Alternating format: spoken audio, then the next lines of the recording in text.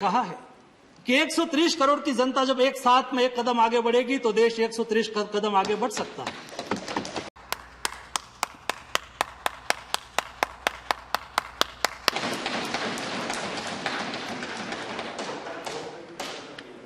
माननीय अध्यक्ष जी, 1 बजे कोविड पैंडेमिक पर चर्चा का प्रारंभ हुआ था और लगातार 4 घंटे तक चर्चा चली है। सारे समय में हाउस में बैठ के सभी को मैंने विस्तार से सुना है। जब चर्चा का प्रारंभ होना था उस वक्त नेता सदन ने विपक्ष के नेताओं के साथ जब फ्लोर पर बातचीत करते हुए कहा था कि चर्चा सकारात्मक होनी चाहिए। दोनों तरह से यही बात हुई थी कि चर्चा में कोई अच्छा सुझाव आए, जैसे भविष्य में हम अगले दिनों की तैयारी भी कर सके और कुछ ऐसा निष्कर्ष निकले जिस पैंडेमिक में हमें उपयोगी हो। लेकिन चर्चा प्रारंभ हुई तब से मैंने देखा शुरुआत से ही उसमें जो कुछ फायदा हुआ है, कुछ अच्छा हुआ है तो हमारे मुख्यमंत्री ने किया, हमारे राज्य ने किया, और कुछ अच्छा नहीं हुआ या तो अपेक्षा के अनुसार नहीं हुआ तो ये मोदी जी की कमी, कोई दिक्कत नहीं। अच्छा किया है जिन्होंने, जिस मुख्यमंत्रियों ने या जिस राज्य सरकार ने, मैं नहीं, मोदी जी ने भी सराहा है। प्रधानमंत्रियों की मीटिंग में भी मोदी जी ने, जिस मुख्यमंत्री ने अच्छे इनिशिएटिव लिए उसकी सराहना भी की है और होनी भी चाहिए। सरकार एक चपरासी से लेके हमारे लास्ट एम्प्लॉइज, गवर्नमेंट एम्प्लॉइज से लेके प्रधानमंत्री तक सब मिलकर एक सरकार होती है और इस सरकार की जब ऐसी स्थिति निर्माण होती है तब ये मिली जुली जिम्मेवारी होती है। हम सब जानते हैं और हम सब बात भी करते हैं, लेकिन भी पॉलिटिक्स एक ऐसा विषय है जो व्यक्ति को छोड़ता नहीं है। कोई न कोई जगह पे पॉलिटिक्स हो जाता है। लेकिन मोदी जी ने कहा है, जब से पैंडेमिक प्रारंभ हुआ तब से आज तक हमारे सरकार के सभी साथियों ने कहा है, सार्वजनिक तौर पर भी कहा है कि ये क्राइसिस पॉलिटिक्स का रीजन नहीं बननी चाहिए। एक क्राइसिस में पॉलिटिक्स नहीं होना चाहिए। शायद सामने से हो जाए तो भी सरकार की ओर से नहीं होना चाहिए। ये बात को हमने स्वीकारा है और हमने कहा भी, मैं मेरी रिप्लाई में भी कोई जगह पे पॉलिटिक्स करने वाला नहीं हूं। मोदी जी ने कहा है कि 130 करोड़ की जनता जब एक साथ में एक कदम आगे बढ़ेगी तो देश 130 कदम आगे बढ़ सकता है। और एक क्राइसिस की स्थिति में ऐसी ही स्थिति हमें अवसर देती है जिस स्थिति में हमें साथ में मिलकर चलना होता है। और इसलिए जब तीसरी वेव की बात आती है तब क्या 130 करोड़ की जनता, सभी सरकारें, देश के आम नागरिक साथ में मिलकर तय करें कि हम देश में तीसरी वेव नहीं आने दे। हमारा संकल्प, मोदी जी का मार्गदर्शन हमें तीसरी वेव से बचा सकता है। हमें संकल्प करना है और इसलिए माननीय सभापति जी, प्रधानमंत्री जी ने ये बात को स्वीकारते हुए 20 बार राज्यों से बातचीत की है, मीटिंग की है, उसका सुझाव लिया है और सुझाव के आधार पर जो निकला है, इस तरह से एक क्राइसिस का सामना किया है। इस तरह से सुझाव में जब मुख्यमंत्री लेवल से कोई विषय रखा जाता है तो मोदी जी ने विषय को गंभीरता से लिया है। एक बार बात आई कि भाई हेल्थ स्टेट सब्जेक्ट है, आप हमें केवल स्टेट को आप ही सब करें और स्टेट को कोई इजाजत ना दे, ऐसा नहीं। मोदी जी ने कहा स्टेट भी इनिशिएटिव ले, कोई दिक्कत नहीं। जब ये चल रहा था वैक्सीन वाला विषय, तब ये बात आई कि भाई वैक्सीन हम क्यों नहीं इंपोर्ट कर सकते, भारत सरकार लाती नहीं और हमें इंपोर्ट करने की छूट देती नहीं है। मोदी जी ने कहा कोई भी राज्य इंपोर्ट करना चाहे तो हमें कोई एतराज नहीं है। हम भारत सरकार की ओर से दुनिया के साथ बातचीत कर रहे हैं, हमें नहीं मिल रही है, लेकिन भी कोई स्टेट को मिल जाए तो हमें कोई एतराज नहीं है, वो ला सकते हैं। कई राज्यों ने ग्लोबल टेंडर निकाला, लेकिन कोई कंपनी यहां एक्सपोर्ट करने के लिए, इंडिया को देने के लिए आगे नहीं आई।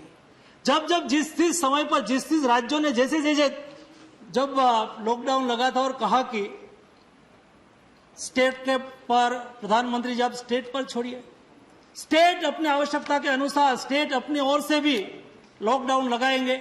मोदी जी ने कहा कोई दिक्कत नहीं, स्टेट भी एक जिम्मेदार सरकार होती है, वो भी अपनी व्यवस्था के अनुसार वो लॉकडाउन लगाए। तो बाद में सेकंड वेव में सभी स्टेट ने अपनी अपनी ओर से प्रयास किया और मोदी जी ने कई बार कहा है कि देश आज जहां पहुंचा है, यहां देश आज जो स्थिति में है वहां पहुंचाने में देश के सभी पूर्व प्रधानमंत्रियों का सहयोग है। मोदी जी ने कभी ऐसा नहीं कहा है कि मैंने ही सब कुछ कर दिया है। मोदी जी ने हमेशा कहा है कि देश को बनाने के लिए हम सब लोगों को साथ में मिलकर काम करना चाहिए। और इसलिए ये जो पैंडेमिक की सिचुएशन से स्थिति है, उसमें हम अगले दिनों में साथ में मिलकर कैसे काम करें और उसके लिए क्या क्या भारत सरकार ने किया। आप लोगों ने जो यहाँ कुल मिला के प्रश्न हमारे सामने रखे, या तो आपकी बात से 25 से ज्यादा सम्मानीय सदस्यों ने अपनी बात रखी, उसमें लॉकडाउन पहले क्यों लगाया, ऐसे जल्दी नहीं लगाना चाहिए था, ये बात आई। एक ये भी बात आई कि आप मृत्यु आंक क्यों छुपा रहे हो, आप में से वैक्सीन एक्सपोर्ट क्यों कर दिया, वो नहीं करना चाहिए था। मेडिसिन की कमी हो गई, ऑक्सीजन की कमी हो गई, पॉलिसी आप बार बार क्यों चेंज कर रहे हो, थाली ताली की भी बात आ गई, बच्चों के लिए आगे की क्या व्यवस्था है वो भी बात आ गई, और तीसरी वेव की बात आई और प्रवासी मजदूरों की बात आई। इतने विषय पर आप लोगों ने खास करके जिन्होंने उसमें से कई अच्छे सुझाव भी आए, कई लोगों ने इस विषय को लेके जैसे यहां पॉलिटिक्स किया ऐसा बाहर भी पॉलिटिक्स करते रहे।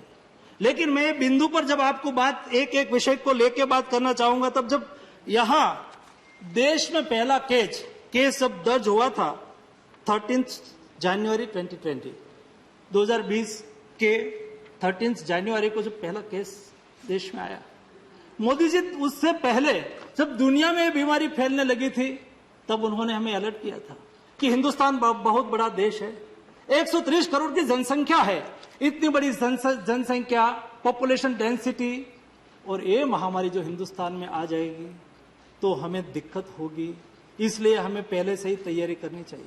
और इसलिए मैं port shipping and waterways ministry देखता था, और उस वक्त जिस कंट्री में वायरस फैला हुआ था, इस कंट्री से वेसल्स आए तो वहां उसका स्कैनिंग करो, ऐसी सूचना हमें मिली थी।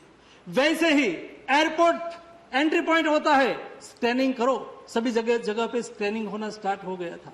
वैसे ही बॉर्डर, कई देश से हमारी छटी हुई बॉर्डर पर भी स्क्रीनिंग करने की आवश्यकता होनी चाहिए, क्योंकि वहां से भी लोग आ जा सकता है। ये सारी व्यवस्था जब देश में, दुनिया में, हिंदुस्तान में पहला केस दर्ज हुआ तब से शुरू की गई थी। बार बार एडवाइजरी निकाली गई थी। एडवाइजरी को फॉलो करने के लिए जब हमारे यहां बात होती है कि ये नहीं किया, ये नहीं हुआ, ये नहीं किया और ये नहीं हुआ, करना किसको होता है, देश क्या होता है। जैसा आनंद शर्मा जी ने बताया कि 30 स्टेट बन के एक राष्ट्र बनता है, तब जाके एक देश बनता है। ये हमारी फेडरल डेमोक्रेसी में हमारी भारत सरकार क्या है, ये स्टेट सब्जेक्ट है, सेंट्रल सब्जेक्ट है, उसमें मैं नहीं जाना चाहता हूं। लेकिन स्टेट की कोई भी योजना का इंप्लीमेंटेशन होता है कहां और किसके लिए होता है, देश की जनता के लिए होता है, देश के 100 करोड़ की नागरिक की सुरक्षा के लिए होता है, उसके स्वास्थ्य की सुरक्षा के लिए कोई भी स्टेप हो उसके लिए काम कर रहे थे। इसलिए कहां कौन सी स्टेट में कौन सी गवर्नमेंट है विषय नहीं होता है। और इसलिए जब सामूहिकता से काम करने की आवश्यकता होती है, उस वक्त इंप्लीमेंटेशन जब स्टेट को करना होता है, हमने कभी नहीं कहा ये स्टेट फेल हो गया, ये स्टेट ने ये नहीं कहा। यहां कई लोगों को मैं बता सकता हूं, मैंने पहले कहा कि मैं पॉलिटिक्स नहीं करना चाहता हूं इसलिए मैं नहीं करूंगा, लेकिन कई स्टेट के पास आज 10 लाख वैक्सीन पड़ा है। मेरे पास यहां आंकड़ा है, मैं स्टेट का नाम देके नहीं बोलना चाहता। कई स्टेट के पास 15 लाख पड़ा है, और ये स्टेट के रिप्रेजेंटेटिव यहां मुझे ऐसा कह रहे हैं कि वैक्सीनेशन स्पीड से करो। वैक्सीनेशन स्पीड आपके यहां स्टेट में है, उसकी कोई व्यवस्था होगी, उन्होंने थोड़ा स्टॉक रख के करना हुआ, ऐसा सोचा होगा, हमें कोई दिक्कत नहीं है। लेकिन उससे हम राजनीति नहीं करना चाहते हैं। व्यवस्था सुदृढ़ हो और कोरोना क्राइसिस के सामने हम अच्छी तरह से लड़ सके, देश के 130 करोड़ की जनता कोरोना से कैसे बचे, ये लक्ष्य के साथ नरेंद्र मोदी जी काम कर रहे हैं। उसमें कोई जगह पे राजनीति हमने नहीं की है। और 3 फरवरी 2020 को प्रधानमंत्री जी ने एक ग्रुप ऑफ मिनिस्टर्स बना दिया था कि भाई एक क्राइसिस के सामने हम हिंदुस्तान में कैसे लड़े, उसके पर आप विचार करो, उसके पर चर्चा करो, उसके आधार पर आप सुझाव दो। ये सुझाव तुरंत ही इम्प्लीमेंटेशन कैसे हो, इम्प्लीमेंट कैसे हो, उसके लिए काम करो। ये सब सुझाव, एक्सपर्ट कमेटी का सुझाव, ग्रुप ऑफ मिनिस्टर्स का सुझाव, number of agencies, number of system से जो इंफॉर्मेशन आती थी, और ये स्थिति में जब देश में 24 मार्च को लॉकडाउन लगाने का आयोजन किया गया, उसकी आपकी पहली रिमार्क ये है कि क्यों लगाया, ऐसी स्थिति में क्यों लगाया। जिस तरह से दुनिया में कोरोना क्राइसिस फैल रहा था, कोरोना वायरस फैल रहा था, ये सीधा स्पीड से जो देश में स्प्रेड होना स्टार्ट हो जाए, उस वक्त कोरोना वायरस का टेस्ट कर सके ऐसी एक लेबोरेटरी हमारे पास पुणे में थी। हमें इंफ्रास्ट्रक्चर खड़ा करने की आवश्यकता थी। दूसरा, हमारे पास पीपीई किट नहीं थी। हमें कोरोना वॉरियर्स को, हमारे डॉक्टर्स को पेशेंट की ट्रीटमेंट के लिए भेजना होगा, उसके पास पीपीई किट नहीं होगी तो क्या होगा। मुझे कई कंट्री का एग्जाम्पल मुझे पता है, मैं कई कंट्री का उल्लेख करना नहीं चाहता हूं, लेकिन जब एक क्राइसिस शुरू हुई तब से मैं फार्मा डिपार्टमेंट देख रहा था, केमिकल्स फर्टिलाइजर मिनिस्ट्री का, मुझे पता है जिस तरह से दुनिया में जिस क्राइसिस प्रारंभ हुआ था और वहां की जो स्थिति थी, मैंने इंडिया से बेस्ट मेडिकल इंफ्रास्ट्रक्चर जिस कंट्री में माना जाता है, एक कंट्री की लाचारी देखी है। ये लाचारी के सामने तैयारी करने के लिए लॉकडाउन लगाया गया था, ताकि देश में हम पीपीपी किट का निर्माण कर सके, हम लेबोरेटरी की व्यवस्था कर सके, हम N95 मास्क की व्यवस्था कर सके। ये सारी व्यवस्था हमें करनी थी, हमारे पास नहीं थी। ये लॉकडाउन लगाने से हम उसको रोक पाए, स्प्रेड स्लो हुआ, तब जाके हिंदुस्तान धीरे धीरे व्यवस्था खड़ी कर दिया। और उस वक्त फर्स्ट वेव में मैंने देखा है, उस वक्त जिस तरह से दुनिया की स्थिति हुई थी, डेवलप्ड कंट्री की स्थिति हुई थी, मोदी जी को कॉल आता था, जयशंकर जी को कॉल आता था, हमें हाइड्रोक्सीक्लोरोक्विन चाहिए, हमें एजिथ्रोमाइसिन चाहिए, हमें पैरासीटामोल चाहिए। ऐसे कई कंट्री थे, एक वीक तक उसका कोई फार्माकोपिया, हमारे फार्माकोपिया से कोई लेना देना नहीं था। हमारी मेडिसिन उसका फार्माकोपिया के अनुसार नहीं थी। सारा रूल्स रेगुलेशन छोड़ के हिंदुस्तान से प्लेन लेके आते थे, हम मेडिसिन उसको देते थे। इस स्थिति में हमने 123 कंट्री को मेडिसिन सप्लाई किया था, उसमें से 64 कंट्री ने, कई स्थिति हमारे लिए गौरव की भी बात होती है, हिंदुस्तान के लिए गौरव की बात है, 64 कंट्री ने भारत के प्रधानमंत्री मोदी जी को थैंक यू, कोई ने ट्वीट करके थैंक यू किया, कोई ने, किसी ने कॉल करके थैंक यू कहा। हमने ये प्राइड महसूस किया था।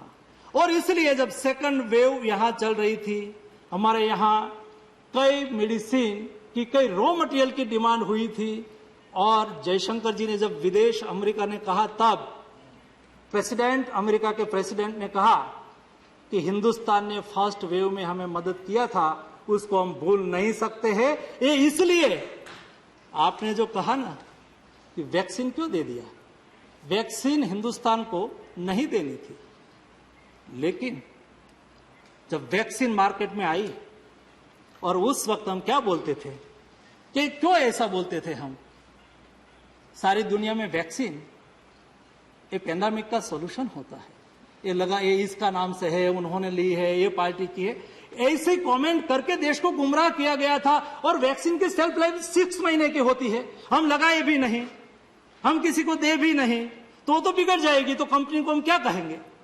इस स्थिति में हमने यहां वैक्सीन मैत्री के माध्यम से टीका हमारे पड़ोसी देश को दिया था। और हमें यह भी याद रखना होगा, हम वसुधैव कुटुंबकम की संस्कृति में मानने वाले लोग हैं, और हम जब हमारे घर में प्रवेश करते हैं तो हमारे प्रवेश द्वार पर लिखा होता है शुभ लाभ। हम लाभ की भी बात करते हैं, हम दूसरे के कल्याण की शुभ की भी बात करते हैं। हमारा भला होना चाहिए, लेकिन दूसरे का भी भला होना चाहिए। ये भाव जागरूक करने वाले कोई देश में व्यक्ति हो, उसका नाम नरेंद्र मोदी है। उन्होंने पेंडेमिक के दरमियान, ये महामारी के दरमियान ये भाव निर्माण किया। और जब यहां बात हुई, जिस तरह से जिस स्थिति निर्माण हुई थी, इस स्थिति में सर 130 करोड़ की जनता, लॉकडाउन लगा हुआ हो, आपने देखा होगा डेवलप्ड कंट्री में छोटा छोटा पॉपुलेशन है। इसी कंट्री में जब लॉकडाउन लगा था तो एजिटेशन हुआ था, रोड सड़क पर निकले थे, लॉकडाउन का विरोध कर रहे थे। और यह भी सच्चाई है कि जब दुनिया में भूतकाल में भी महामारी आई, भूतकाल में जब महामारी आई, तब दुनिया में महामारी से मरे उससे ज्यादा लोग भूखमरे से मरे थे। ये जो हमारी वसुधैव कुटुंबकम और लाभ शुभ की संस्कृति है ना, मोदी जी ने कहा सरकार की सेंट्रल गवर्नमेंट की ओर से जो हो सके सेंट्रल गवर्नमेंट ने किया, स्टेट गवर्नमेंट की ओर से जो हो सके स्टेट गवर्नमेंट ने किया, लेकिन लाभ शुभ मीन्स दूसरे का भी भला होना चाहिए। मतलब भारत सरकार ने तो एक साल के लिए 80 करोड़ लोगों को फ्री में खाद्यान्न पहुंचाया, लेकिन उसके अलावा भी बड़ी कंपनी हो, उन्होंने चैरिटी चालू कर दिया, सभी एनजीओ ने चैरिटी चालू कर दिया, स्थानिक लोकल इकाई ने चैरिटी चालू कर दिया। सब लोगों ने अपनी ओर से जो भी हो सके मदद के लिए लोगों ने किया। कोई व्यक्ति ने अपने पड़ोसी को भूखे सोना नहीं दिया। ये हमारी लाभ शुभ की संस्कृति के आधार पर संभव हुआ और ये उजागर मोदी जी ने। हम सब लोगों ने साथ में मिलकर, आपने यहां के कमेंट आई, थाली बजाई, यहां बात हो गई है, ताली बजाई, क्यों बजाई? कोरोना वॉरियर्स को प्रोत्साहित करने के लिए बजाई। ताली हमने बजाई, क्यों बजाई? जो रोड पे खड़ा होके देश की, राज्य की सुरक्षा में, देश की सुरक्षा में लगे हमारे पुलिसकर्मी के लगाए, जो हॉस्पिटल में छोटा काम करने से लेके मेडिकल पैरामेडिकल स्टाफ से लेके जिन लोगों ने एक कोरोना पेंडेमिक में अपनी ड्यूटी अदा की, उसके सम्मान के लिए बताया। मैं भारत सरकार के मंत्री हूं, उसके पहले मैं एक बेटी का बाप हूं, और मेरी बेटी जब कोविड क्राइसिस में इंटर्न डॉक्टर के रूप में काम कर रही थी, वो कोविड वार्ड में काम कर रही थी, और उसके बाप के, उसके पिता के और उसकी माता की क्या स्थिति होती है। मेरी बेटी वहां काम कर रही है, कोविड फैल रहा है, और मेरी बेटी ने मुझे कहा था कि पापा मैं कोविड वार्ड में ही काम करूंगी, और वो करती रही। लेकिन मेरा दिल में जो भाव होता था उस वक्त, तब मुझे महसूस होता था कि ताली का क्या महत्व है। हमारा हौसला बढ़ाते थे ताली, ये थाली का टंकार हमारा हौसला बढ़ाते थे माननीय अध्यक्ष महोदय, और इसलिए थाली और ताली का महत्व था। और एक किया, तब जाके देश कोरोना क्राइसिस के सामने लड़ने के लिए सक्षम खड़ा हुआ और हम उसको अच्छी तरह से लड़ सके। दूसरा, जब यहां बात हुई मृत्यु रिकॉर्ड क्यों छुपाते हैं मृत्यु, यहां आनंद शर्मा जी ने कहा रजिस्ट्री है, नेशनल रजिस्ट्री है, और प्रधानमंत्री जी ने बार बार कहा, मुख्यमंत्रियों की मीटिंग में कहा कि हमारे हाथ में नहीं है मृत्यु हुआ हो, ज्यादा हमें टेस्टिंग करना है, करिए, मृत्यु रजिस्टर करिए, छुपाने का कोई कारण ही नहीं है, बताना चाहिए। लेकिन आप किसके पर ब्लेम कर रहे हैं? जिन्होंने ब्लेम किया वो मोदी पर किया, भारत सरकार पे किया। रजिस्ट्रेशन कौन करता है? स्टेट करता है। आंकड़ा तय कौन करता है? स्टेट करता है। उसको ही रजिस्ट्रेशन करना होता है, उसको डालना होता है। यहां तो किसी ने मना नहीं किया है। मोदी जी ने तो कहा कि कोई बैकलॉग है तो भी डाल दीजिए, क्यों छुपाए? और छुपाने का कारण भी क्यों है? उसके लिए कोई स्टेट से कम आंकड़ा आया तो कोई उसके लिए उसकी रिस्पॉन्सिबिलिटी फिक्स हो गई, ऐसा तो नहीं है। ये जिम्मेवारी का विषय है। लेकिन भी मैंने देखा कि यहां कई सम्मानीय सदस्यों ने कहा कि भारत सरकार आंकड़ा छुपा रही है। भारत सरकार जो स्टेट गवर्नमेंट आंकड़ा भेजती है उसको कंपाइल करके पब्लिश करती है। भारत सरकार का काम होता है उसको पब्लिश करने का, उसके अलावा हमारा कोई काम नहीं होता है। ना ही भारत सरकार ने किसी को कहा है कि हम कम आंकड़ा दीजिए, ना ही यहां से किसी को कहा गया है कि कोविड के पेशेंट को कम बताइए। नहीं, बताने का, ऐसा करने का कोई रीजन नहीं है। और ये केवल मैं यहां कह रहा हूं और क्लैरिफिकेशन दे रहा हूं, ऐसा नहीं है। मोदी जी ने माननीय मुख्यमंत्रियों के साथ हुई मीटिंग में भी ये विषय कहा है। इसलिए मुझे लगता है कि ऐसे विषय उठाने से हमें कोई ज्यादा फायदा नहीं होता है। और एक यहाँ विषय वैक्सीन का आया है, तो जब मैं वैक्सीन की बात करूं उसके पहले मैं वैक्सीन प्रोडक्शन की बात करूं। और आपको ये मानना पड़ेगा और हमें एक गौरव भी महसूस करना होगा। ये देश में जब पैंडेमिक शुरू हुआ, लॉकडाउन लगा, मोदी जी ने सोचा कि इतनी आबादी वाला देश है और जिस देश में रिसर्च होगा तो वैक्सीन पहले तो वही ले लेंगे, जहां प्रोडक्शन होगा वो वैक्सीन स्वाभाविक तौर पर पहले ले लेंगे। तो हिंदुस्तान जैसे इतना बड़ा देश क्या किसी के भरोसे पे बैठा रहेंगे? नहीं रहना चाहिए। और इसलिए उन्होंने, मोदी जी ने तुरंत ही बायोटेक्नोलॉजी डिपार्टमेंट को कहा कि उसके पर आप काम शुरू करिए। उसके लिए एक टास्क फोर्स बनाया गया, एक कमेटी बनाई गई और कंपनियों के साथ बातचीत की गई। एक कब स्टार्ट हो गया? अप्रैल में। मार्च में लॉकडाउन लगा था, अप्रैल में बातचीत चालू हो गई। एक जिम्मेदारी पूर्वक बिहेवियर किसको कहा जाता है, रिस्पॉन्सिबल गवर्नमेंट किसको कहा जाती है, उसका एग्जाम्पल है। और अप्रैल में ही उन्होंने स्टार्ट कर दिया। साइंटिस्ट के साथ बातचीत किया, कंपनियों के साथ बातचीत किया, उसको फाइनेंशियल सपोर्ट की आवश्यकता हो तो उसके लिए उसको सपोर्ट करने के लिए आश्वासन दिया। उसके अलावा उसको टेक्नोलॉजी के लिए रिसर्च करने के लिए संयुक्त रूप में रिसर्च करना है तो भारत सरकार ने उसको सपोर्ट किया। मुझे खुशी हुई कि हिंदुस्तान में भारत बायोटेक एंड सीरम, दो कंपनी ने, भारत बायोटेक इंडिजिनियस रिसर्च, ये हमारे लिए प्राउड की बात है। इंडियन रिसर्च, इंडियन प्रोडक्शन, और दुनिया के साथ वो मार्केट में आ गए। दोनों कंपनी ने अपना प्रोडक्शन चालू कर दिया और प्रोडक्शन रैंप अप कर रहे हैं। यहां सवाल ये नहीं है, सवाल समझने की आवश्यकता है। जब हम सब लोगों ने कहा कि वैक्सीनेशन बढ़ाओ, वैक्सीनेशन बढ़ाओ, हमारे देश की क्षमता है, हम वैक्सीनेशन जितना हमारे पास उपलब्ध होगा, आपने देख लिया सभी स्टेट ने हमने इंपोर्ट करने की कोशिश की, किसी ने नहीं दिया।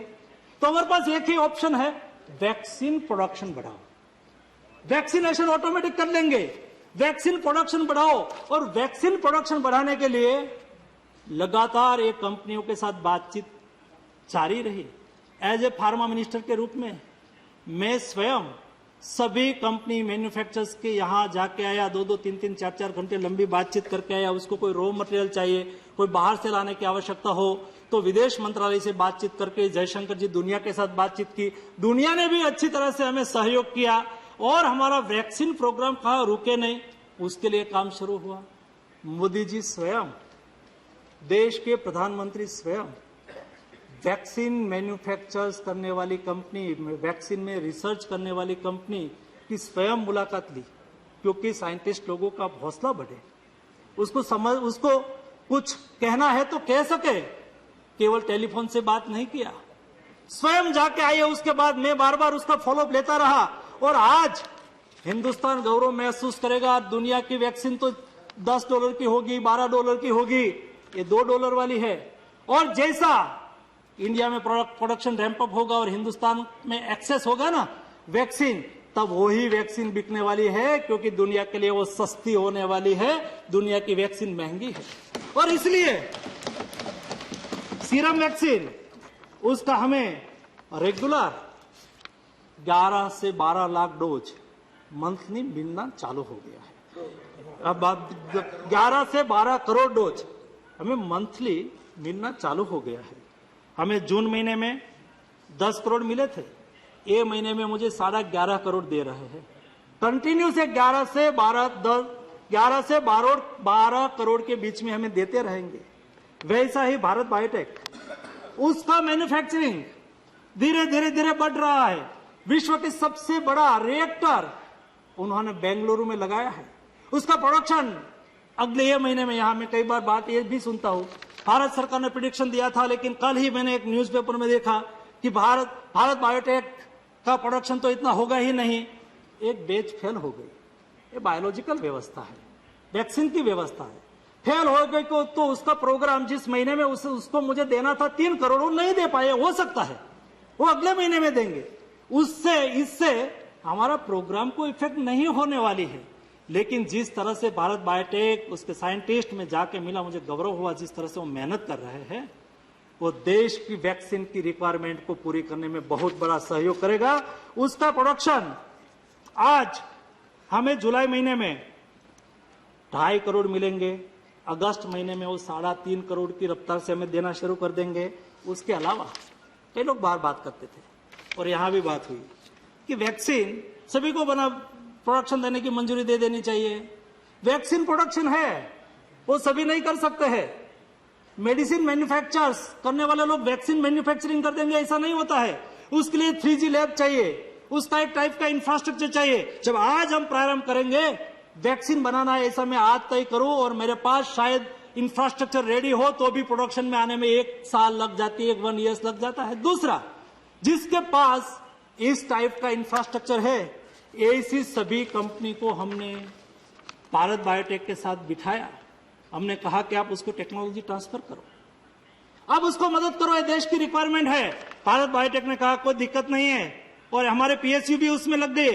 इंडियन इम्यूनोलॉजी लिमिटेड, महाराष्ट्र की हफकीन, बिपकोल, गुजरात की हेस्टर, ये सभी कंपनी को आज टेक्नोलॉजी ट्रांसफर हो रही है। उसका MOU हो चुका है, वो भी अगले दिनों में प्रोडक्शन में आएंगे और हमारी रिक्वायरमेंट को पूरी करेंगे। उसके अलावा हमने कई निर्णयों में रिलैक्सेशन दे दिया कि भाई चलो, यूरोपियन कंट्रीज है, डेवलप्ड कंट्रीज है, ऐसी कंट्री ने यहां जो वैक्सीन को अप्रूव किया हो और इमरजेंसी यूज ऑथराइजेशन दिया हो, उसको इंडिया में ट्रायल करने की आवश्यकता नहीं। वो वहां ट्रायल किया गया है, उसको हम ट्रायल मान लेंगे। ऐसा करके देश की रिक्वायरमेंट को पूरी करने के लिए हमने उसको रिलैक्सेशन दे दिया। स्पुतनिक आई, उन्होंने इंडिया में रजिस्ट्रेशन कराया और उन्होंने भारत में डॉक्टर रेड्डी, पेनेंसिया, हेस्ट्रो, वर्चो, स्टर्लिन, ग्लैंड फार्मा, शिल्पा मेडिकेयर, ये सभी कंपनी के साथ उसका हमने टाइप करवाया। ये आपकी ओर से यहां मैन्युफैक्चरिंग करेंगे और वो भी अपना प्रोडक्शन हिंदुस्तान में अभी उन्होंने देना शुरू किया है। अभी वहां से बल्क में लाते हैं, यहां फिनिश करते हैं और सप्लाई शुरू की है। उसका हमने 33 लाख डोज आज तक भारत को मिल गया है और अभी इंडिया में इंडिजीनियस उसका प्रोडक्शन स्टार्ट होगा तो ये भी हमें उपयोगी होगा। एक मुझे देश की गौरव की बात ये भी बतानी है। आज इस सदन के माध्यम से देश के कोटे कोटे साइंटिस्ट और युवा लोग इस सदन के बैच को देखते होंगे। आज कैडिला जाइडस ने डीएनए वैक्सीन के लिए इमरजेंसी यूज ऑथराइजेशन के लिए उन्होंने थर्ड ट्रायल पूरा कर लिया और DGCI में इमरजेंसी यूज ऑथराइजेशन के लिए अप्लाई हो गया है। हमारी एक्सपर्ट टीम उसको देख रही है, उसको स्क्रूटिनी कर रही है और ये मार्केट में आ जाएंगे तो हिंदुस्तान एक इकलौता कंट्री होगा जिस कंट्री के साइंटिस्टों ने DNA वैक्सीन बनाया हो। एक गौरव हिंदुस्तान को प्राप्त होना है, ये हमारे लिए बहुत बड़ी गौरव की बात है। उसके अलावा देश में जाइडस का 3 फेज खत्म हो गया। बायोलॉजिकल इवेंट्स हमारी हैदराबाद की कंपनी है, उन्होंने वैक्सीन बनाया है, उसका 3rd ट्रायल चल रहा है, वो भी अच्छी तरह से। अपेक्षा है कि सितंबर अक्टूबर में वो मार्केट में आ जाएंगे और 7.5 करोड़ डोज के साथ वो मार्केट में आएंगे। भारत सरकार ने उसको फाइनेंशियल सपोर्ट भी दिया है। क्या प्रोडक्शन करिए, हम आपको एडवांस पैसा देते हैं, बाद में पैसा डोज हम जब आपसे खरीदेंगे तब हम उसको सरबर कर देंगे। तो ये 7.5 करोड़ डोज प्रति माह लेके अगले दिनों में मार्केट में आने वाले हैं और भारत बायोटेक की ओर से एक नेसल वैक्सीन नोज में 2 ड्रॉप डाला जाए, उसकी भी ट्रायल बहुत सफलता से चल रही है। हिंदुस्तान ने वैक्सीन सेक्टर में जो काम किया है वो अभूतपूर्व काम है, देश के लिए सराहनीय कार्य है और अगले दिनों में हिंदुस्तान को इज्जत देने वाला काम होकर रहेंगे। उसके आधार पर हम कहते थे कि दिसंबर के पहले हम देश के नागरिकों को जो 18 एवो के हमारे लोग हैं उसको हम वैक्सीनेट कर देंगे। सवाल उठाने की कोई आवश्यकता नहीं है, भरोसा करना है देश के साइंटिस्ट के पर। सवाल सरकार तो वहां से जो बोलती हमें कहते हैं उसके आधार पर मैं आपके सामने रिपोर्ट करता हूं। मुझे भरोसा है मेरे साइंटिस्ट पर, मेरी इंडिजीनियस कंपनी पर। और दूसरा, यहां बच्चों के लिए भी बात हुई, 3rd वेव में बच्चों के लिए व्यवस्था होनी चाहिए। इंडिया की 2 कंपनी जाइडस कैडिला, उन्होंने बच्चों पर ट्रायल शुरू कर दिया है। भारत बायोटेक ने बच्चों पर ट्रायल शुरू कर दिया है। मुझे इनफॉर्मल जो इंफॉर्मेशन मिली है, मैं उसके साथ टच में रहता हूं, अच्छी तरह से सक्सेसफुली ट्रायल चल रही है। हम अपेक्षा करते हैं कि उसकी ट्रायल सक्सेस रहे और देश के बच्चों को भी टीका लगे। इस दिशा में हम गति से काम कर रहे हैं। और ये बात हुई कुल मिला के वैक्सीन प्रोडक्शन की। अभी बात आती है वैक्सीनेशन की। जब मैं वैक्सीनेशन की बात कर रहा हूं तो यहां वैक्सीनेशन के संदर्भ में भी माननीय चेयरमैन साहब, मेरा थोड़ा लंबा चलेगा लेकिन इंफॉर्मेशन बहुत मिलेगी तो सभी लोगों को उससे फायदा भी होगा। तो देश में जो वैक्सीनेशन प्रोग्राम हमारा चल रहा है, उसको पहले तय किया था कि हम वैक्सीन सबसे पहले हमारे हेल्थ केयर वर्कर को दे।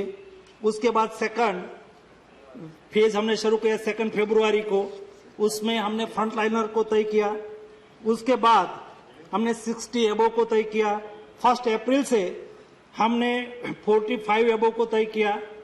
और लास्ट में सभी का सुझाव था, कई स्टेट वो भी बोलते थे कि 60 एबो को ही क्यों, उसके नीचे क्यों, उसके छोटे कम उम्र वाले को क्यों नहीं। ये भी माननीय मुख्यमंत्री श्री की मीटिंग से ही निकला हुआ विषय है कि भाई सभी को ओपन करो। धीरे धीरे क्रमशः आते आते आते सब लोगों को 18 एबो को अभी वैक्सीनेशन अच्छी तरह से स्टार्ट हो चुका है और वो आगे बढ़ता रहेगा। और आज जो वैक्सीन मैंने कहा उपलब्धता के आधार पर, हमने कभी ऐसा नहीं कहा कौन स्टेट किसकी सरकार वहां चल रही है और उसको कम देना वैक्सीन, उसको ज्यादा देना, ऐसा नहीं किया। हमने वहां के पॉपुलेशन के प्रोरेटा के आधार पर सभी स्टेट को जो प्रोडक्शन होता है उसको 15 दिन पहले हम उसको प्रेडिक्शन दे देते हैं कि आपको इतना वैक्सीन मिलना है और आप उसको प्लान करिए। प्लान करना स्टेट की जिम्मेवारी बन जाती है, कितना उसको काउंटर खोलना है। हमने बोल दिया कि इतना मिलेंगे। कई जगह पे क्या होता है, वैक्सीन आया और ज्यादा काउंटर खोल दिया और एक काउंटर पर, एक सेंटर पर 200 डोज मिला और आपने बोला लिया 400 को 600 को, तो स्वाभाविक तौर पर वैक्सीन नहीं है इसी बूम उठती है। मेरा आग्रह है कि वैक्सीन पर कृपया कोई राजनीति ना करें। हमारा मन बहुत ओपन है, सभी को वैक्सीनेट करना है। आज पर डे 50 लाख की गति से पिछले वीक से वैक्सीनेशन स्टार्ट होना शुरू हो गया है। और आपने देखा होगा जिस तरह से मैं आपको दिखा रहा हूं, उसको देखते हुए अगले महीने में मुझे 18 करोड़ डोज मिलना है। 18 करोड़ डोज मिलेंगे तो मैं 60 लाख करूंगा। उसके बाद मुझे 25 करोड़ मिलना है तो 75 लाख पर डे करेंगे। ऐसा जैसा जैसा डोज उपलब्ध होते जाएंगे ऐसा ऐसा वैक्सीनेशन प्रोग्राम आगे बढ़ता जाएगा। हमारी सब लोगों की जिम्मेवारी है कि हम साथ में मिलके उसके लिए काम करें। और इसलिए आज हिंदुस्तान, ये तो सही है, दुनिया में सबसे ज्यादा वैक्सीनेशन करने वाला देश बना है। देश बड़ा है, ये भी बात सही है कि परसेंटेज में हम देखें तो कम है, क्योंकि देश भी बड़ा है, वो भी हमें मानना होगा। दूसरा, आम दुनिया की कभी प्रशंसा करते हैं, हमारे पहले जिन्होंने वैक्सीनेशन चालू कर दिया और सारा संसाधन लगा दिया और 3rd वेव वहां चल रहा है, तो भी एक कंट्री की क्या हालत है देखिए। इंडिया ने लगाया है आज सुबह तक 41 करोड़ 20 लाख, यूनाइटेड स्टेट ने लगाया है 33 करोड़ 33 करोड़ 80 लाख, ब्राजील ने लगाया है, मैं वही बोल रहा हूं अब्रो जी, मैं वही बोल रहा हूं कि ये टीका की उपलब्धता, दूसरा देश की आबादी। यहां आबादी कम है लेकिन वो संसाधन तो उसके पास ज्यादा है ना, मशीनरी तो उसके, वो डेवलप्ड कंट्री माने जाते हैं ना, तो ये लोग भी कितना लगा सके हैं। Germany 8 crore 60 lakh, United kingdom 8 crore 30 lakh, Japan 7 crore, France 6 crore 3 lakh और टर्की 6 करोड़। हमने देश दुनिया में सबसे ज्यादा टीका लगाने वाला देश हम बने हैं, ये भी हमारे लिए गौरव की बात है। और टीका में जैसे जैसे बढ़ता गया प्रोडक्शन, ऐसे पहले 10 करोड़ हुआ था, 85 डेज लगे थे, 85 डेज में हम 10 करोड़ लगा पाए थे, लेकिन 55 डेज में, बाद में 29 डेज में हमने 20 करोड़ लगाया और 55 डेज में हमने 10 करोड़ लगाया। 20 करोड़ लगाने में हमें 29 डेज लगा और 24 डेज में पिछले 24 दिन में हमने 10 करोड़ टीका लगाया है और ऐसे पर 10 करोड़ टीके से हमारी संख्या आगे बढ़ती जाएगी और हमारी प्रोडक्शन जैसे जैसे रैंप अप होगा वैसे वैसे हमारा प्रोडक्शन बढ़ता, हमारा वैक्सीनेशन बढ़ता जाएगा। एक महत्वपूर्ण इंफॉर्मेशन मैं इस सदन के माध्यम से देना चाहता हूं। जब डेली वैक्सीन रेट और एक बच्चों की वैक्सीन का विषय आया है तो उसमें बच्चों को तीसरा एक ह्यूमर चलती है कि बच्चों में तीसरा वेव में उसको ज्यादा लगेगा, उसकी चिंता करनी ही चाहिए और हमने करके भी रखी है। लेकिन फर्स्ट वेव जब था तब 1 से 10 जब सीरो सर्वे होता है और एंटीबॉडी देखी जाती है तो उसमें 1 से 10 आयु के बच्चे में 3.28% बच्चे को एंटीबॉडी पाई गई थी। सेकंड वेव आया, सेकंड वेव में भी जब हम पिकअप पर पहुंचे थे फर्स्ट वेव में तो तब 21.23% हमारा केस के सापेक्ष में बच्चों में थे। वैसे ही सेकंड वेव में भी 3.5% ही बच्चे को इफेक्ट हुई थी। हम अपेक्षा करते हैं कि बच्चों में सेकंड वेव में ज्यादा आई, फर्स्ट वेव में भी इफेक्ट कम आई तो थर्ड वेव में उससे ज्यादा आ जाएगी। ऐसा प्रिडिक्शन करना हमारे लिए उचित नहीं है। एक 2 एग्जाम्पल से हम तय कर सकते हैं कि फर्स्ट और सेकंड दोनों, फर्स्ट वेव ज्यादा थी, सेकंड वेव कम थी, लेकिन 3.5 पॉइंट ही बच्चे हमारे इफेक्टेड हुए थे। उसको देखते हुए मुझे लगता है कि थर्ड वेव, लेकिन भी उसकी तैयारी नहीं करना ऐसा नहीं, उसकी तैयारी अच्छी तरह से की है और ये तैयारी के बारे में भी मैं आपको बताऊंगा। और उसके अलावा जो मेडिसिन की यहां भी बात आई, मेडिसिन में हमारी क्या स्थिति थी मुझे पता है। आप सब नेता सदन की मीटिंग भी रखी है, लेकिन उसके पूरा भी मुझे उसके पहले पूरा भी करना है। मेडिसिन के बारे में यहाँ कई विषय रखा गया था, लेकिन रेमडेसिविर, पैरासीटामोल, एजिथ्रोमाइसिन और आइवरमेक्टिन, ये सब कोविड प्रोटोकॉल की मेडिसिन है। रेमडेसिविर इंजेक्शन की जो क्राइसिस हुई, कोई भी मेडिसिन की क्राइसिस ना हो, ये पर्सनल मैं देखता था, इसलिए मुझे उसका डिटेल अनुभव है। उसका प्रोडक्शन कैसे बढ़ाना, जब जिस दिन सेकंड वेव स्टार्ट हुआ और उस वक्त हमने सभी कंपनी को पूछा पहले कि आपकी क्या स्थिति है, प्रोडक्शन क्षमता क्या है, तो उन्होंने कहा कि हमारी प्रोडक्शन क्षमता पर डे 30,000 फाइल हम बना सकते हैं, इतना हमारे पास मटेरियल है, इतनी हमारी व्यवस्था है। मैंने कहा कि आप कितना बढ़ा सकते हैं, अगले दिनों में हमारी रिक्वायरमेंट बहुत बढ़ेगी। उन्होंने कहा कि आप प्रोक्योर कर लेंगे, हमने कहा कि हाँ सरकार प्रोक्योर कर लेगी, आप प्रोडक्शन बढ़ाने की तैयारी करो। उन्होंने कहा कि एक बीडीसी करके एक उसमें रॉ मटेरियल आता है, वो गिलियड कंपनी देगी तो होगा। मैंने जयशंकर जी को कहा कि आप गिलियड कंपनी से बात करो, बीडीसी रॉ मटेरियल हमारी कंपनी को दे तो आप प्रोडक्शन बढ़ा सकते हो। उन्होंने कहा हाँ प्रोडक्शन हम बढ़ा सकते हैं। ये बात हुई 1 अप्रैल से 5 अप्रैल के बीच की। और मुझे बताते हुए खुशी है 13 अप्रैल आई तब, उसके पहले जब मैंने प्रारंभ किया तब देश में केवल 20 प्लांट था जो रेमडेसिविर बनाता था, और 13 अप्रैल को 62 प्लांट थे रेमडेसिविर बनाते थे और उसकी प्रोडक्शन क्षमता पर डे 3.5 से 4 लाख तक आ पहुंची थी। जितनी कोशिश हमसे हो सकी इतनी कोशिश हमने की, ईमानदारी से कोशिश की। प्रधानमंत्री जी ने हमें कहा कि देश के नागरिकों को मेडिसिन मिले उसके लिए प्रयास करो, कोई कमी नहीं रहनी चाहिए। और एक घटना से दूसरी घटना बनी, जब ज्यादा हम रेमडेसिविर या तो स्टीरॉइड का हम यूज कर लेते हैं और जब लॉन्ग टाइम हम मेडिसिन लेते हैं तो हमारी इम्यूनिटी खत्म होती है, या तो जिसकी इम्यूनिटी डाउन हो जाती है तो ब्लैक फंगस का डिसीज शुरू हो जाता है।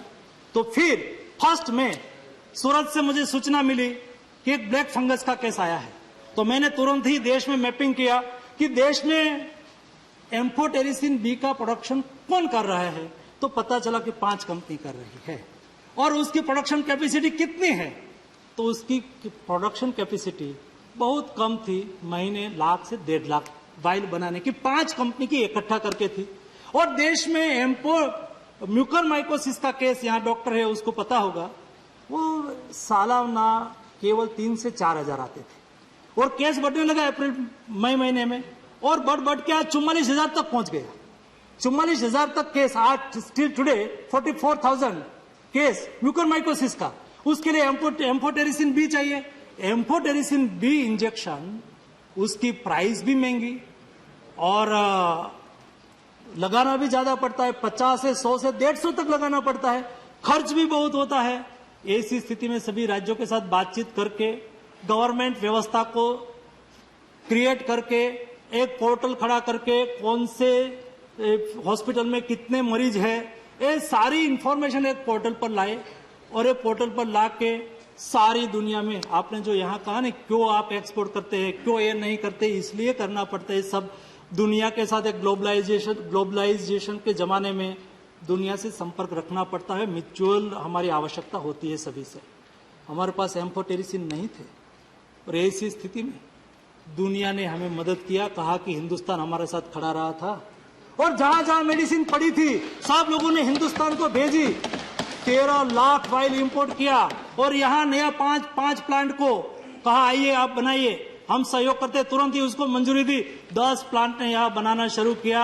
हमने 13 लाख वाइल इंपोर्ट किया और दोनों संयुक्त करके देश में एम्फोटेरिसिन इंजेक्शन की कमी ना रहे, उसके लिए हमने भरपूर कोशिश की। लेकिन भी मैं मानता हूं कई लोगों को नहीं भी मिली होगी, टाइम पे नहीं भी मिली होगी, क्योंकि कोशिश जो सरकार से हो सकता है, सरकार जो कर सकती है, ये सर्वोच्च करने की कोशिश की, क्योंकि देश की 130 करोड़ की जनता के प्रति मोदी सरकार की रिस्पॉन्सिबिलिटी हम कैसे व्यक्त करें, ये जिम्मेवारी है और जिम्मेवारी के साथ हमने काम किया है।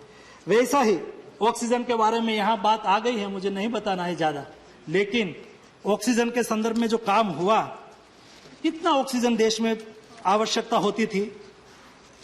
देश का प्रोडक्शन ही 4 से 5 हजार मेट्रिक टन का था इंडस्ट्रियल, और उस मेडिकल ऑक्सीजन तो केवल 1100 से 1200, 700 से 900 टन जितना ही था।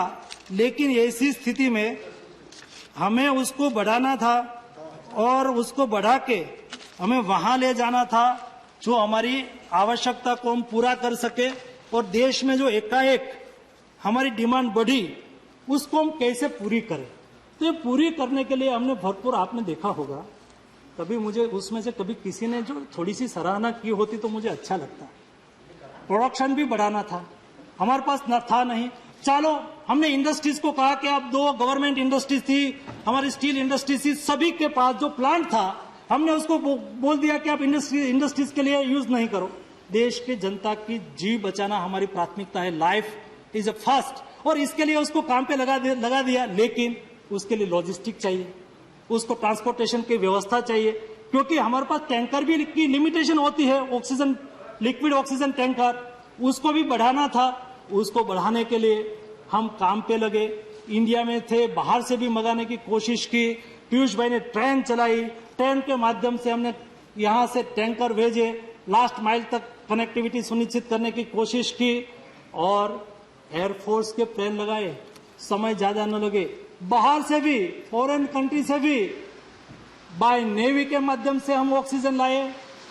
आपने जो सराहना की होती, उल्लेख किया होता कि हिंदुस्तान की सरकार ने एफर्ट किया, दुनिया के साथ बातचीत की, कतार, ओमान, सऊदी अरेबिया, वहां से नेवी के शिप के माध्यम से हिंदुस्तान में ऑक्सीजन लाए, जैसे हिंदुस्तान के लोगों का जीवन बचे।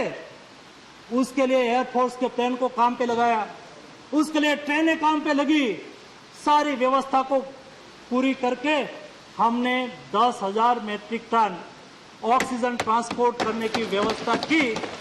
ये छोटी बात नहीं है, और दुनिया में जो मैं उल्लेख नहीं करना चाहता हूँ कई कंट्री का, यहाँ नाम लेना मुझे उचित नहीं लगता है। मैंने बहुत नजदीकी से देखा है कैसी अव्यवस्था हो चुकी थी, कैसे लास्ट में उसके नागरिक के अकाउंट में पैसा जमा करा दिया, एम्बुलेंस को कॉल करते थे, एम्बुलेंस नहीं आती थी, ऐसी कई कंट्री में हालत हो गई थी। हिंदुस्तान ने ऐसा नहीं होने दिया। लेकिन भी मैं मानता हूं कि अभी बहुत कुछ करने की आवश्यकता थी और हमें बहुत कुछ करना है अगले दिनों में उसके लिए हमें बहुत कुछ करना है और साथ में मिलकर करना है। हम संयुक्त एफर्ट से काम करेंगे। आपने कहा कि उसकी और तैयारी क्या होनी चाहिए। आनंद शर्मा जी ने कहा कि आप पीएसए ऑक्सीजन प्लांट,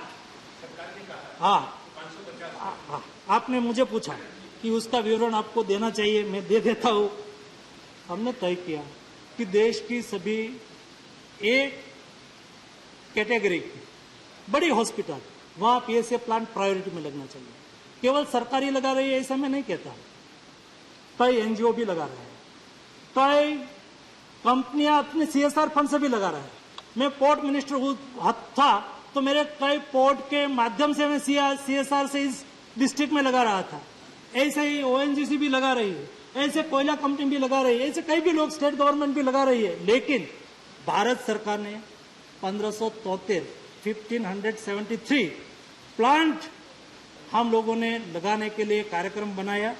उसमें से 316 प्लांट आज के दिन में कमीशन हो गया है और 31 जुलाई और अगस्त एंड में हम सारे प्लांट लगा देंगे। उसके लिए हमने डिजिटल प्लेटफॉर्म तैयार किया है। Day to day geo tagging करके हम फॉलोअप ले रहे हैं। मैं आपके माध्यम से सभी स्टेट को भी आग्रह करना चाहता हूं कि लग रहा है आपके हॉस्पिटल में, आप भी निगरानी करिए। आपके लोकसभा क्षेत्र में या तो आप जिस क्षेत्र से आते हैं वहां भी लगता है, आप जाके कई बार उसकी मुलाकात लेके आइए, कैसा काम चल रहा है, उसका हौसला बढ़ेगा और हमें सेटिस्फेक्शन होगा कि काम अच्छी तरह से हो रहा है और उसका लाभ भी अगले दिनों में देश को होना है। और ऑक्सीजन सिलेंडर के लिए भी व्यवस्था हो रही है। 4,04,02,000 ऑक्सीजन सिलेंडर हमने देने के लिए काम चालू किया है। उसमें 1,14,000 सिलेंडर आज स्टेट को पहुंचाया भी गया है। वैसे ही वेंटिलेटर स्टेट को दिया गया है। 56,000 वेंटिलेटर आज तक भारत सरकार ने स्टेट को दिया है। मैं कमेंट नहीं करना चाहता हूं। कई स्टेट क्राइसिस चल रही थी, तो क्राइसिस के समय में आप लोगों ने देखा होगा कई स्टेट की ओर से कमेंट आती थी कि वेंटिलेटर चल नहीं रहा है। अरे भाई, 1 साल पहले हमने भेजा था आपको, 1.5 साल पहले भेजा था, एक बार खोल के देख लेना चाहिए था। एक बार खोल के देख तो लेना चाहिए था। ऐसा कहते हैं आप, ऐसा नहीं हो तो अच्छा है। वैसा ही वेंटिलेटर उपलब्ध हो, उसके लिए हमने कोशिश की। सारी ओर से हमने PSA plant, oxygen plant, oxygen concentrator भी 1 लाख स्टेट को आज के दिन में उपलब्ध कराया है और हम अगले दिनों में करवा रहे हैं। मेरा सभी को आग्रह है कि अगले दिनों में हम सब लोग साथ में मिलके, तीसरे वेव की यहाँ बात हुई, उसके लिए क्या तैयारी हुई है उसकी बात करके मैं मेरी बात खत्म करूंगा। मोदी जी ने भविष्य में, अभी मैं बोल रहा हूँ डायरेक्ट जी, आपका क्वेश्चन का भी रिप्लाई करूंगा, लेकिन अभी मैं बोल रहा हूँ। ओके, वो सुझाव तो मानूंगा ही। हाँ, प्रेजेंटेशन तो सर्कुल डायरेक्ट जी सुझाव भी लेंगे और सभी पार्टी के नेता की मीटिंग प्रधानमंत्री जी ने बोला है, एमपी को भी भेजेंगे, एमपी को भेज देंगे। लेकिन लास्ट में हमने जो सीखने के लिए सेकंड वेव से मिला, सेकंड वेव में हमें जो सीखा, आपने कहा कि हमें कुछ सीखना भी चाहिए और अच्छा करना चाहिए। अच्छा करने के लिए जो उस सेकंड वेव से हमें सीख मिली, भविष्य में हमें ऐसी नौबत ना आए या तो उसको अच्छी तरह से दुरुस्त कर सके, इसके लिए हमने 23,000 करोड़ का package, Covid management response package declare किया। ये पैकेज में क्या क्या कंपोनेंट है? पेडियाट्रिक बेड बनाना है। अभी डिस्ट्रिक्ट हमारे हॉस्पिटल में पेडियाट्रिक के लिए अलग से वार्ड बनाना, उसके लिए आईसीयू वार्ड बनाना, उसके लिए वेंटिलेटर का प्रबंध करना। हर डिस्ट्रिक्ट पर कोई भी जगह पे मेडिसिन की क्राइसिस ना हो, दिक्कत ना रहे, इसलिए डिस्ट्रिक्ट लेवल पर वो बफर स्टॉक रखे। उसकी व्यवस्था उसमें की गई है। सभी डिस्ट्रिक्ट को उसके लिए पैसा दिया जाएगा। 2,44,000 बेड बनाया जाएगा। हर ब्लॉक में एक एम्बुलेंस अभी से ले लेना है 9 महीने तक। 9 महीने में 23,000 करोड़ रुपीस का खर्च करना है और एम्बुलेंस अकेले तैयार ही रहे, शायद आवश्यकता हो तो उसका उपयोग करे। कम्युनिटी हॉस्पिटल उसमें से तैयार करना है। जो हमारे मेडिकल स्टूडेंट है, पैरामेडिकल स्टूडेंट है, उसको अभी से ही हायर कर लो, उसको रिस्पेक्टेड सैलरी देके उसको भी उसमें वो काम में लगे और भविष्य में हमें जो केस बढ़े तो उसका उपयोग हो सके और उसमें टेलीमेडिसिन का उपयोग हो, डिजिटल प्लेटफॉर्म का उपयोग हो के कंसल्टेशन हो सके। Paediatric state of excellence centre her state में एक एक बनाने के लिए भी उसमें प्रावधान किया है। ऐसे कोई ऐसी महामारी आगे बढ़ जाए और बच्चों में आ जाए तो उसको स्टेट लेवल से डिस्ट्रिक्ट हॉस्पिटल तक और नीचे लेवल तक अच्छी तरह से उसकी ट्रीटमेंट प्रोटोकॉल उसके संदर्भ में उसको इंफॉर्मेशन मिले, उसको यहाँ से दिखाया जाए, समझाया जाए, उसके लिए भी उसमें व्यवस्था रखी गई है। कुल मिला के जो हमने भविष्य में ये आपदा आगे बढ़े तो उसको कैसे संभालना है, उसके लिए 23,000 करोड़ का पैकेज के माध्यम से राज्य सरकार के साथ भागीदारी बना के उसके सुझाव के आधार पर हमने ये पैकेज डिक्लेयर किया है। और मुझे विश्वास है, मैं कल ही उसका रिव्यू ले रहा था, सभी स्टेट को बोला गया है कि आप स्टेट का प्लान बना के हमें भेजिए, क्या क्या आपको करना है वो भी उसको एडवाइजरी दी गई है और उसके आधार पर वो हमें प्लान भेज देंगे और हम तुरंत ही पैसा स्टेट के अकाउंट में जमा करवा देंगे, जैसे कि अगले दिनों की हम अच्छी तरह से तैयारी कर सके। आप सब लोगों ने अपना जो सुझाव दिया, आप सब लोगों ने हमें जो मार्गदर्शन दिया, उसके आधार पर मैं लास्ट में इतना एक संस्कृत में भागवत गीता का एक श्लोक आपके सामने रख के मेरी बात खत्म करूंगा। अधिष्ठानम तथा कर्ता करणम च पृथ्वीधम विविधायाश्च पृथकेष्ठा देव्यम चेवात्र पज्यचन। यानी कि शरीर, कर्म, मन और भाव से जो हम साथ में मिलकर प्रयास करेंगे तो कोई तीसरी लहर नहीं आएगी, हम सफल ही रहेंगे और सफलता के लिए हम सब समूह में कार्य करेंगे। धन्यवाद।